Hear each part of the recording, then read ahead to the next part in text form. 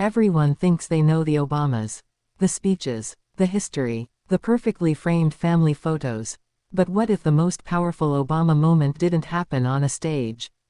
Didn't happen in the White House. And wasn't meant for the public at all. Because the moment that melted the internet wasn't political. It was painfully human. And here's the twist no one expected. This wasn't just about a baby. It was about legacy, quiet fear, generational love, and a family learning how to let the world not look. When the rumor first surfaced, it spread with breathtaking speed.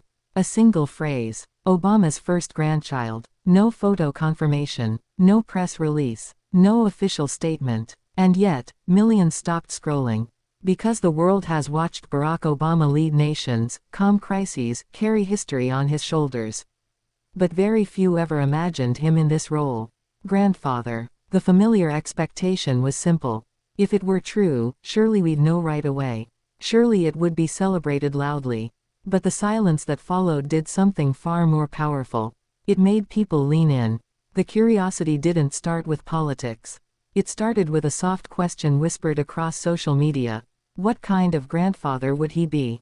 And that question opened a door into moments the Obamas have always protected the most. Family. To understand why this moment hit so deeply, you have to understand how deliberately private the Obama family has always been. Despite 8 years under relentless global scrutiny, Barack and Michelle raised their daughters with rules that had nothing to do with power. Dinner together, homework before headlines, and a strict boundary between public role and private life. Michelle Obama has spoken often about this choice. She didn't want her daughters defined by a title they never asked for. And now, years later, that instinct seems to have deepened. Because this new chapter, whether confirmed or not, has been handled with the same quiet discipline. No announcement, no reveal, just whispers. That restraint made the moment feel more intimate than any press conference ever could. Then came the images. Not official ones, not glossy covers, just fleeting glimpses. A smile caught off guard. A shift in posture. A softness in Barack Obama's eyes during public appearances. People noticed. He leaned differently, laughed more easily, paused longer before answering questions. Was he tired? Or was he holding a secret too big to shout? Curiosity fed curiosity. Because if there was a child, this wasn't just a personal milestone. It was a symbolic one. Barack Obama, the first black president of the United States, often spoke of hope as something unfinished. Something borrowed from those before as an ode to those after. What does hope look like when it's sleeping in the next room? And this is where the story turns. Because the internet assumed joy, celebration, pride, but insiders close to the family suggested something deeper. A mix of awe and unease. Because becoming a grandparent, especially after living such a public life, forces a reckoning. What kind of world are you leaving behind? Friends of the family described Michelle Obama becoming more reflective, more protective in tone. Not fearful, thoughtful, the kind of love that understands how fragile good things can be. And Barack, those who've known him longest say he's been changed before by fatherhood. But this was different. This wasn't about raising strong daughters anymore. This was about letting go. About trusting the next generation to carry on without the weight he carried. That emotional shift resonated globally, especially in 2025, a year defined by instability, political fatigue, and generational anxiety. People didn't just see a former president. They saw a man crossing into the season of legacy. And legacy looks different when it has a heartbeat. The moment that truly melted people wasn't a photo or leak. It was a sentence Michelle Obama used during a quiet public conversation. She spoke about the future watching us. She didn't clarify. She didn't have to. The room understood. Social media exploded not with speculation, but emotion. Messages poured in from parents, grandparents, young adults. Not about politics. About tenderness. About time moving faster than expected. About the shock of becoming someone's memory. In Spain, where royal family moments often symbolize continuity and national reflection, media commentators drew parallels immediately. Just as Europe watches royal heirs grow quietly behind palace walls, Americans were now witnessing the Obamas step back again, protecting the most meaningful role yet.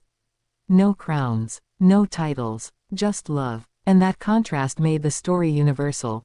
Because whether you follow politics or royalty, the emotion is the same. A family choosing privacy over spectacle.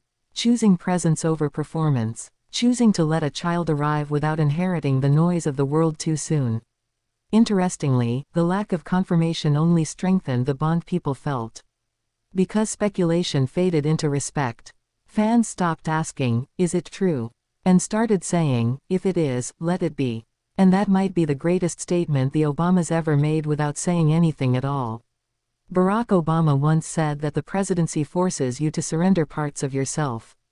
Perhaps grandfatherhood allows you to reclaim them. The quiet mornings, the small hands, the chance to watch from the background instead of leading from the front. For a man who carried history openly, this chapter appears to be about carrying love silently. And that's why the internet melted. Not because of a baby, but because the world recognized something rare. A powerful family choosing softness in a loud age. A moment not manufactured, not monetized, not explained. Just lived. And maybe that's the real story. Not whether Barack Obama is a grandfather, but what it means when one of the most visible men on earth chooses invisibility for the people he loves most. In an era where every milestone is posted, branded, and debated, the Obamas reminded us of something quietly radical.